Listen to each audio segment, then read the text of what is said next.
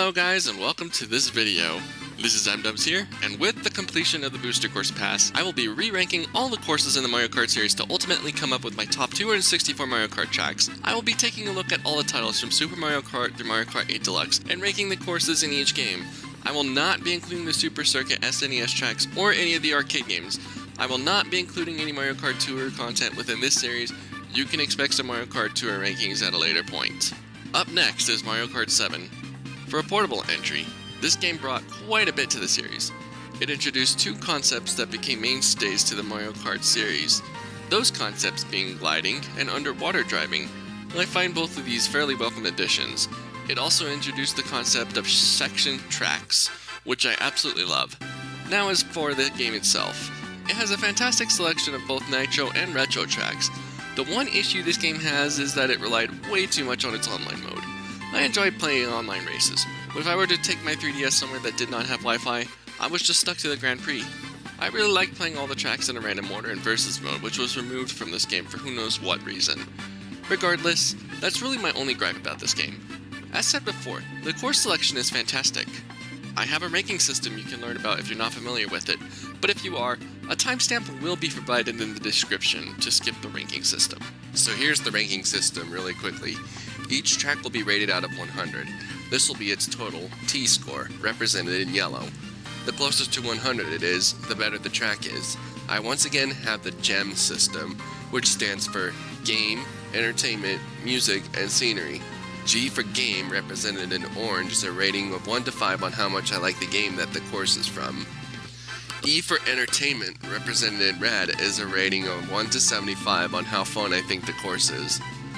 M for Music, represented in blue, is a rating of 1 to 15 on how much I enjoy the course's music. I previously had this rated out of 10, but I think the music really does help determine how much I like a course. S for Scenery, represented in green, is a rating of 1 to 5 on how much I enjoy a course's scenery. I previously had this rated out of 10 as well, but I don't think scenery has too much of an impact on how much I like a course. Add those four factors together to get your T-score. Once again, I have a tiering system, however it's changed up a bit. A score's T-score will place it in a tier. 0 through 29 will put it in the F tier. These tracks leave much to be desired. 30 to 44 is in the D tier, and these tracks aren't that great, but they have some redeeming qualities. 45 through 59 is the C tier. I don't mind these tracks, but there's better ones. And then 60 to 74 is the B tier. I like these tracks quite a bit. And then 75 through 89 is the A tier. I really like these tracks, but they're not my all-time favorites. 90 through 94 is the S tier. These tracks are extremely fun to play on with lots of good qualities. And then 95 through 100 is the SS tier, and that's a new tier that I'm putting into my ranking videos, but these tracks are the best of the best. They are legendary. With all that out of the way, let's get to the ranking. Number 32, Toad Circuit. I really don't have much to say. It's this game opening track. It's fairly short and unremarkable. On the second lap, a glider pad appears which helps players understand what the gimmick of this game is fairly early on. Number 31, N64 Luigi Raceway. The opening track from Mario Kart 64 is brought back in better quality. That's really all there is to it. You can now drive on the bleachers, but it's a lot slower than just traversing through the track normally. Number 30, GBA Bowser Castle 1. Tricking on ramps has been brought back into this game, so for the few ramps this course has, you can get some speed when you land. Much like Toad Circuit, on the second lap a glider will appear, but this time you can take a nice shortcut if you guide your kart the right way. A nice remake with good music, but does not compare remotely to the rest of the tracks in this game. Number 29, SNES Mario Circuit 2. This game actually brought back the two best SNES tracks. This one actually improved quite a bit too. The glider section towards the end of the track is a really nice touch to where you can be gliding all the way to the finish line if you play your cards right. Number 28, Cheep Cheep Lagoon. The purpose of this track is primarily to show off the underwater feature. Besides that, there's not really much that stands out. It's not very difficult at all, but the music is decent. Number 27, Daisy Hills. Another starter track from this game. It takes what you learned from Toad Circuit and tests you with a fairly long glider section with some hot air balloons to avoid. Watch out for the goats! Number 26, SNES Rainbow Road. This was the best course in Super Mario Kart brought back into this game. They polished it up even more by adding some ramps as well as the ability to trick off the ripples the thwomps produce. It definitely set the tone for all future Rainbow Roads and has unforgettable music, but as for this game, there's just way better courses. Number 25, Shy Guy Bazaar. We're not even through the first quartile of the list and we're already in the B tier. Shy Guy Bazaar is certainly a unique track. The music isn't anything too special, but racing through a market and flying through the Arabian night sky with some Shy Guys on magic carpets is certainly something special. Number 24, N64 Calamari Desert. The first desert track brought into the series returns in this game. Not a whole lot has changed beyond a few glider pads being added to help racers avoid the train. They're all off-road though, so you'll need some mushrooms to access them. Number 23, Mario Circuit. It took 7 games and several circuit tracks to do this, but you are finally able to drive inside Peach's castle in this track. It's short-lived, but it's still a nice touch. Beyond that, there's a mushroom towards the middle of the track, and the giant warp pipe from Mario Raceway towards the end. It is the best original Mario Circuit. Number 22, Rosalina's Ice World. This course is absolutely beautiful. Besides maybe the Rainbow Roads, the most aesthetically pleasing track in the series. As for the track itself, it can be really frustrating at times. It's very easy to bump into a wall, or run into a penguin, or hit an icicle if you're not careful. There's also a few boost pads towards the end of the track that are very dangerous to take as they're right on the edge of the track. Number 21, DS DK Pass. And here we are in the A tier. DK Pass makes a return from Mario Kart DS with a glider pad added towards the end of the track. Beyond that, nothing much has changed, which is good because the special item box that gives racers some shrooms or a star still remains. Number 20, Woohoo Loop. This track introduced the concept of section tracks, which is a very welcome feature in my eyes. The course and its music are based off of Wii Sports Resort. The course itself can be a little bit stale at times though. There's not too much challenge besides dodging some cars that pose nearly zero threat. There's a few risky off-road shortcuts to take which enhances the race a little bit, but for me it's just a bottom half track for this game. Number 19, DS Luigi's Mansion. A few things have been changed in this course, such as a few off-road shortcuts and a glider pad to where you don't have to drive in the mud. It was one of the better ones in Mario Kart DS, so its return here is very welcome. Number 18, Wario Shipyard. Some of these tracks really do not deserve to be in the bottom half of the list, but sadly there's just too many good tracks.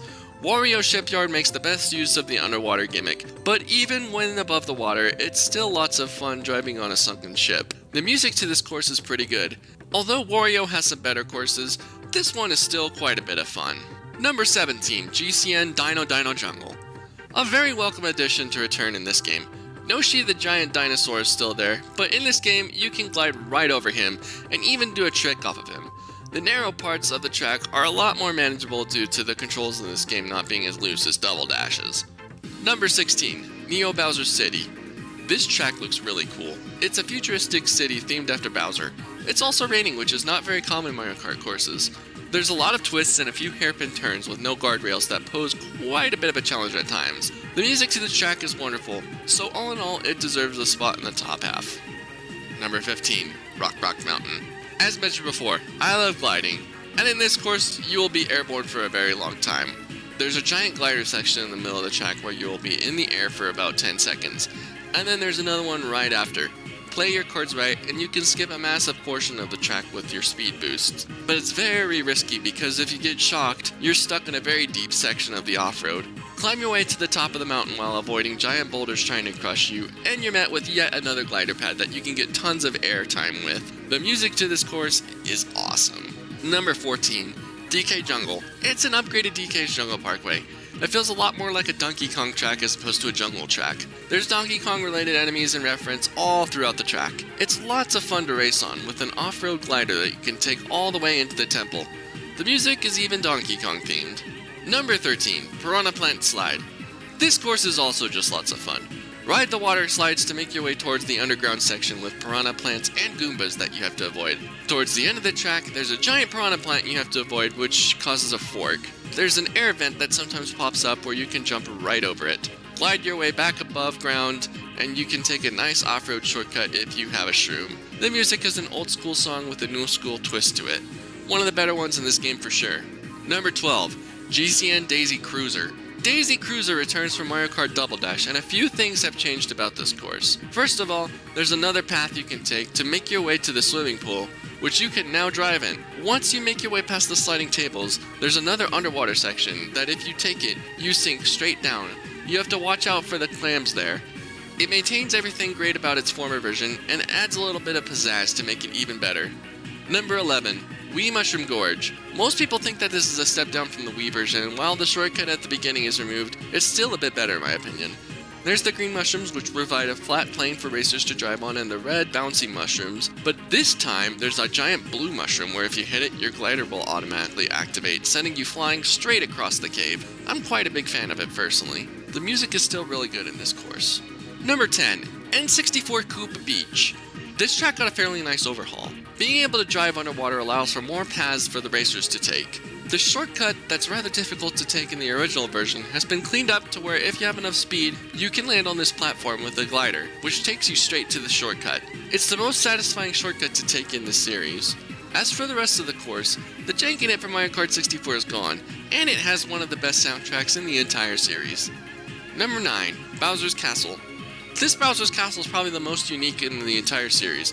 Where else can you drive underwater with lava geysers popping up? As for the course itself, you're actually not in the castle all that much. For the most part, you're actually in the exterior of the castle. It's a pretty fun course with a nice remix of the Bowser's Castle from Mario Kart Double Dash as its music. Number 8. Maka Woohoo. This course stomps Woohoo Loop in just about every way possible. There's a lovely sunset that you race to throughout this course. There's more ramps, more boosts, and more challenge. On the third section, you make an enormous corkscrew turn with some giant boulders trying to crush you, and then comes the most amazing part of it all, an enormous glider section. So giant that it's split into 2 parts. It's just a course that's really well done and desperately needs a remake. Taking that giant glide in HD would just be phenomenal. Number 7. Wii Coconut Mall. It's just the same wonderful track from the Wii brought onto a portable device. Not much has changed in this version at all. It plays just as well as it did on the Wii. The escalators are fun to take. When you exit the mall, you can glide your way towards the parking lot. You have to watch out for your Miis once again towards the end of the race. One of the best this series has to offer for sure. Number 6. Wii Koopa Cape. A bit of a step down from its previous version, but not to where the track is drastically ruined. The biggest change is the tube being changed to an underwater section, removing the current that boosts you forward, and also removing the zappers, making it a bit less challenging. Even though it fixed a few things that weren't broken, it's still one of the best Nitro courses from its game, so being brought back as a retro track and not being tampered with too much still makes it fairly fun. Number 5. Wii Maple Treeway. 3 Mario Kart Wii tracks back to back. This one is the best in Mario Kart Wii, and it is brought back here. A few changes make it a little bit worse, including the removal of the net trampoline in favor of a glider pad, but this track is just a complete gem in the Mario Kart series, with some of the best music ever. The changes made do not impact how wonderful this course still is. Number 4. Music Park. This course is loads of fun. As you race around, you'll drive on pianos and xylophones that play music as you drive on them. That is extremely awesome. There's some piranha plants that jam out to the music in the background. There's also some drums that act as trampolines, which is really sweet. Towards the end, there's a giant glider section with some giant music notes that jump from side to side and pick up in rhythm as the race moves along. Their jumps create ripples in the road, which allow racers to trick and gain even more speed. The music to this course is extremely catchy, so from start to finish, it's such a wonderful experience, and its charm has not been lost across time at all. I'm extremely ecstatic to play a race on here at any point. Number 3. DS Waluigi Pinball. This course is just a masterpiece. Once again, you're racing as if you're inside of a pinball machine, making several twists and turns while avoiding giant pinballs and bumpers and flippers. There's a few ramps that you can do tricks off of now, and getting launched out of the cannon is now a glider section. The music is still an absolute bop like always. A course like this just goes to show that keeping everything the same is sometimes just the best thing. Number 2. DS Airship Fortress. This is pretty much the exact same as DS Waluigi Pinball. They did not change much besides the ability to trick off of ramps and glide out of the cannon. It was the best in Mario Kart DS and makes a reappearance here. Sadly, it was not brought into the Mario Kart 8 Deluxe Booster Course Pass, so this is where the course peaks for the time being. From start to finish, it's a moderately challenging but enjoyable journey through the course. The music is just absolutely incredible as per always, but there's just one course that's pure perfection, which takes the number 1 spot, and that course is none other than number 1, Rainbow Road. This course is just absolutely phenomenal. It's a section course that provides racing with a wonderful adventure from the beginning to the end. This course, like other Rainbow Road courses, takes place in outer space. On the first section, there's a few jumps and a mushroom platform with some ripples in the road, which provides several opportunities for tricking. On the second section, you are really given the impression that you are in outer space. You glide your way onto the rings of Saturn and make your way through some speed boosts and a glider pad. There's a wavy road with some holes in it, but if you fall in one of the holes, it's not a problem at all, as the next part of the course is the moon. While on the moon, you can trick on the craters, while watching for rolling chain jumps. On the final section, you will make your way through a tube that rotates around, and at the end of it, you will either land on a speed boost or a glider pad. If you land on the speed boost, you'll take several ramps and try your best to avoid falling off the course that's split up. If you land on the glider, there's several rings in the sky that you can take to boost your glider speed and height. There's some asteroids flying around that you'll need to avoid though. Finally, make your way to the end of the course, and there's a shortcut if you feel daring enough to take it. This is the best Mario Kart Nitro course ever, and I have not even talked about the music yet. The music here just gives me complete chills. It is such a beautiful piece of music. It goes without saying, but not only is it the best Nitro course, but it also has the best music. Nintendo did a fantastic job with this wonderful course, and I'm not sure how they'll ever top it. Anyway, that will be concluding my Mario Kart 7 ranking. This handheld game brought some wonderful retro courses back for another chance to be raced on, and introduced some awesome Nitro courses, some of which earning legendary status. All of these courses make great use of the new gimmicks introduced into this game, so all in all, it's just a wonderful game despite the few hiccups it has. Up next will be my Mario Kart 8 Deluxe rankings.